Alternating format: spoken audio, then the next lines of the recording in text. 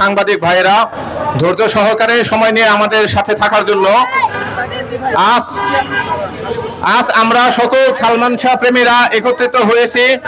আমাদের একটাই চাওয়া যে সালমান শাহ হত্যার সুষ্ঠু বিচার হোক, নাকি সবাই কি বলি? আমরা সেই দাবিতে একত্রিত হয়েছি যে আমাদের ভিলেন ডন সে কিন্তু প্রকৃত খুনি হিসেবেই যে ধরা পড়েছে। আজকে আমাদের একটাই দাবি থাকবে যে ডন যেন কোনোভাবেই জামিন নিতে না পারে, এবং আইনের কাছে আমাদের একটি চাওয়া থাকবে তাকে রিমান্ডে নেওয়া হোক।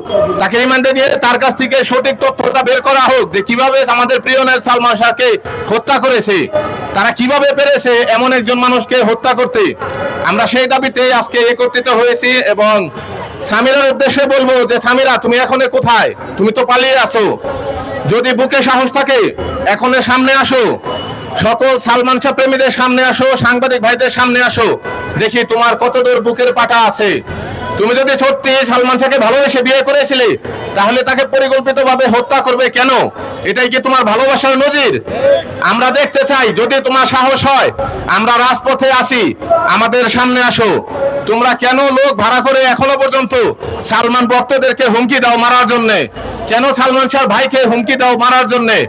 আমরা তো রাজপথে আসি। বাংলাদেশে একমাত্র সালমান শাহ নায়ক যার জন্য এখনো পর্যন্ত অনেক ভক্তরা জীবন দিয়ে যায়।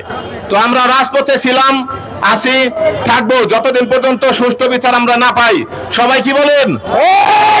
বিচার চাই, বিচার চাই, বিচার চাই, বিচার চাই, বিচার চাই, আমার হত্যার বিচার চাই, ফাঁসি চাই, ফাঁসি চাই, খুনি ডনের ফাঁসি চাই, ফাঁসি ফাঁসি চাই, ফাঁসি চাই। ফাঁসি চাই।